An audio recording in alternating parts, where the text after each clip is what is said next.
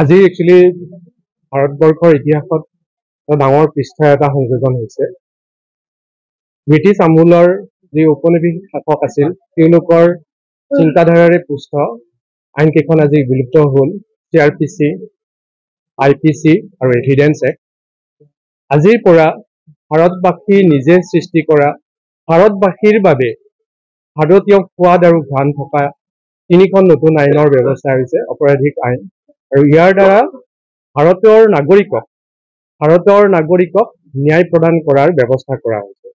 এই ক্ষেত্ৰত আমাৰ মাননীয় প্ৰধানমন্ত্ৰী নৰেন্দ্ৰ মোদী ডাঙৰীয়া আৰু আমাৰ গৃহমন্ত্ৰী অমিত শ্বাহ ডাঙৰীয়াৰ লগতে তেওঁলোকৰ লগত থকা সমূহ টিমক আমি ভাৰতবাসীয়ে আজি ধন্যবাদ দিব লাগে।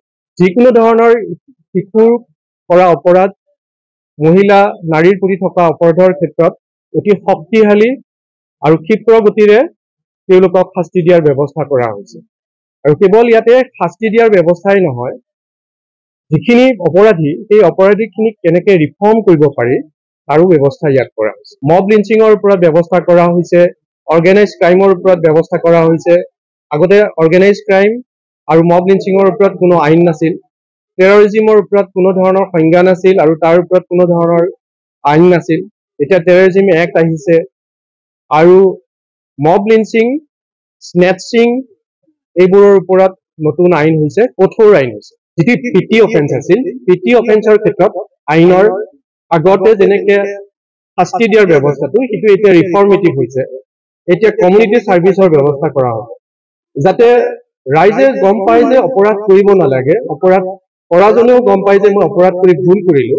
কিন্তু এনেকুৱা হ'ব নালাগে যে তেওঁলোকে জেলত গৈ পেলাই আৰু নতুনকে তেওঁলোকে অপৰাধীৰ লগত থাকি এজন আৰু নতুন অপৰাধীৰ দাগী অপৰাধীৰ সৃষ্টি যাতে নহয়, তাৰ কাৰণে এই আইনত ব্যৱস্থা আছে যাতে পিটি অফেন্সত মানুহে ডাঙৰ শাস্তি নোপোৱাকে কম কমিউনিটি ছাৰ্ভিচ কৰিয়ে তেওঁলোকে নিজৰ দোষটো তেওঁলোকৰ যি শাস্তি মূল পাতি ল'ব পাৰে।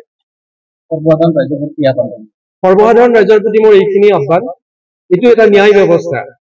ইয়াতে কাকো ক্ৰিমিনেল হিচাপে দেখা নাপায়, ইয়াতে কাকো অপৰাধী হিচাপে শাস্তি দিম বুলি কোনো ধৰণৰ আইনৰ ব্যৱস্থা নাই।